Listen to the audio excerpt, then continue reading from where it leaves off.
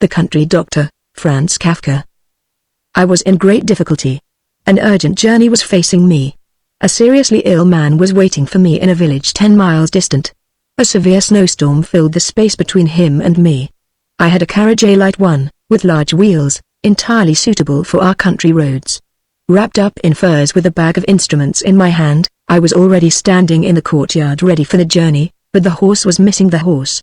My own horse had died the previous night, as a result of overexertion in this icy winter. My servant girl was at that very moment running around the village to see if she could borrow a horse, but it was hopeless. I knew that, and I stood there useless, increasingly covered with snow, becoming all the time more immobile. The girl appeared at the gate, alone. She was swinging the lantern. Of course, who was now going to lend her his horse for such a journey? I walked once again across the courtyard. I couldn't see what to do. Distracted and tormented, I kicked my foot against the cracked door of the pigsty, which had not been used for years. The door opened and banged to and fro on its hinges. A warmth and smell as if from horses came out. A dim stall lantern on a rope swayed inside. A man huddled down in the stall below showed his open blue-eyed face. "Shall I hitch up?" he asked, crawling out on all fours. I didn't know what to say and bent down to see what was still in the stall. The servant girl stood beside me. "One doesn't know the sorts of things one has stored in one's own house," she said, and we both laughed. "Hey, brother, hey sister," the groom cried out, and two horses, powerful animals with strong flanks, shoved their way one behind the other, legs close to the bodies, lowering their well-formed heads like camels, and getting through the door space, which they completely filled, only through the powerful movements of their rumps. But right away they stood up straight, long-legged, with thick steaming bodies. "Help him," I said, and the girl obediently hurried to hand the wagon harness to the groom. But as soon as she was beside him, the groom puts his arms around her and pushes his face against hers. She screams out and runs over to me. On the girl's cheek were red marks from 2 rows of teeth. "You brute," I cry out in fury. "Do you want the whip?" But I immediately remember that he is a stranger, that I don't know where he comes from, and that he's helping me out of his own free will, when everyone else is refusing to. As if he knows what I was thinking, he takes no offense at my threat, but turns around to me once more, still busy with the horses. Then he says, "Climb in," and, in fact, everything is ready. I notice that I have never before traveled with such a beautiful team of horses, and I climb in happily. "But I'll take the reins." "You don't know the way," I say. "Of course," he says, "I'm not going with you. I'm staying with Rosa." "No," screams Rosa and runs into the house, with an accurate premonition of the inevitability of her fate. I hear the door chain rattling as she sets it in place. I hear the lock click. I see how in addition she runs down the corridor and through the rooms, putting out all the lights in order to make herself impossible to find. "You're coming with me," I say to the groom, "or I'll give up the journey, no matter how urgent it is. It's not my intention to give you the girl as the price of the trip." "Giddy up," he says and claps his hands. The carriage is torn away, like a piece of wood in a current. I still hear how the door of my house is breaking down and splitting apart under the groom's onslaught, and then my eyes and ears are filled with a roaring sound which overwhelms all my senses at once. But only for a moment. Then I am already there, as if the farmyard of my invalid opens up immediately in front of my courtyard gate. The horses stand quietly. The snowfall has stopped, moonlight all around. The sick man's parents rush out of the house, his sister behind them. They almost lift me out of the carriage. I get nothing from their confused talking. In the sick room one can hardly breathe the air. The neglected cooking stove is smoking. I want to push open the windows, but first I'll look at the sick man. Thin, without fever, not cold, not warm, with empty eyes, without a shirt, the young man under the stuffed quilt heaves himself up, hangs around my throat, and whispers in my ear, "Doctor, let me die." I look around. No one has heard. The parents stand silently, leaning forward, and wait for my opinion. The sister has brought a stool for my handbag. I open the bag and look among my instruments. The young man constantly gropes at me from the bed to remind me of his request. I take some tweezers, test them in the candlelight, and put them back. Yes, I think blasphemously. In such cases the gods do help. They send the missing horse, even add a second one because it's urgent, and even throw in a groom as a bonus. Now for the first time I think once more of Rosa. What am I doing? How am I saving her? How do I pull her out from under this groom, 10 miles away from her, with uncontrollable horses in the front of my carriage. These horses, who have somehow loosened their straps, are pushing open the window from outside, I don't know how. Each one is sticking its head through a window and, unmoved by the crying of the family, is observing the invalid. I'll go back right away, I think, as if the horses were ordering me to journey back, but I allow the sister, who thinks I am in a daze because of the heat, to take off my fur coat. A glass of rum is prepared for me. The old man claps me on the shoulder. The sacrifice of his treasure justifies this familiarity. I shake my head. In the narrow circle of the old man's thinking I was not well, that's the only reason I refuse to drink. The mother stands by the bed and entices me over. I follow and, as a horse neighs loudly at the ceiling, lay my head on the young man's chest, which trembles under my wet beard. That confirms what I know, the young man is healthy. His circulation is a little off, saturated with coffee by his caring mother, but he's healthy and best pushed out of bed with a shove. I'm no improver of the world and let him lie there. I'm employed by the district and do my duty to the full, right to the point where it's almost too much. Badly paid. But I'm generous and ready to help the poor. I still have to look after Rosa, and then the young man may have his way, and I want to die too. What am I doing here in this endless winter?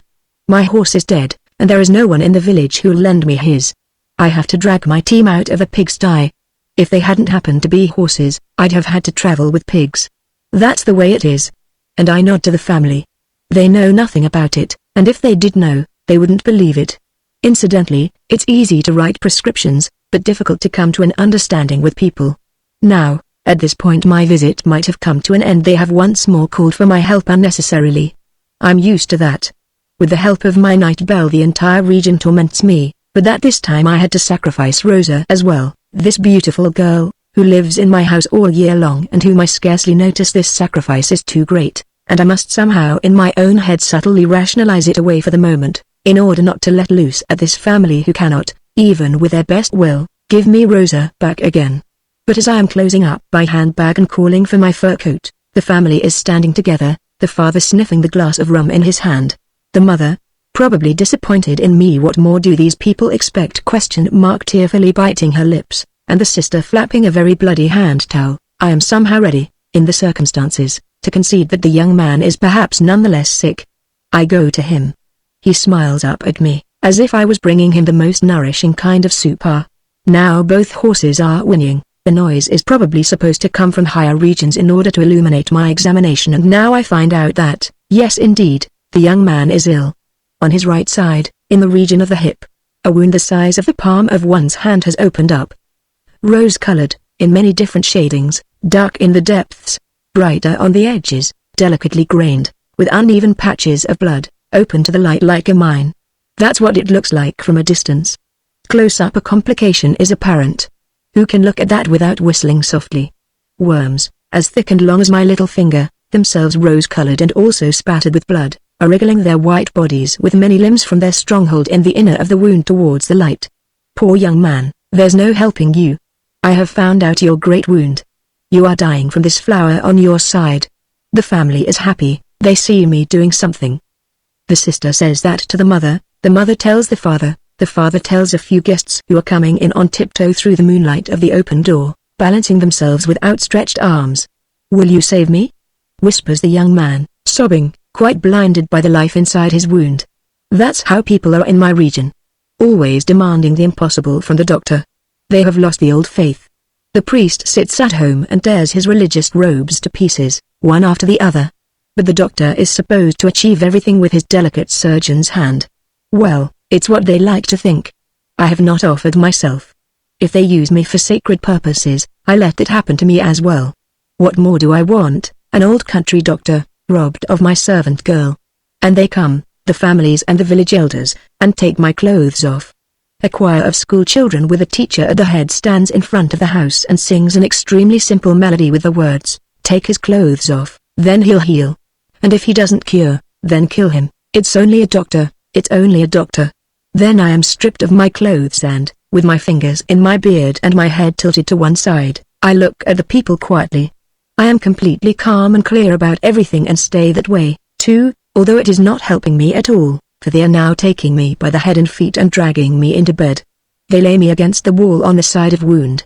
Then they all go out of the room. The door is shut. The singing stops. Clouds move in front of the moon.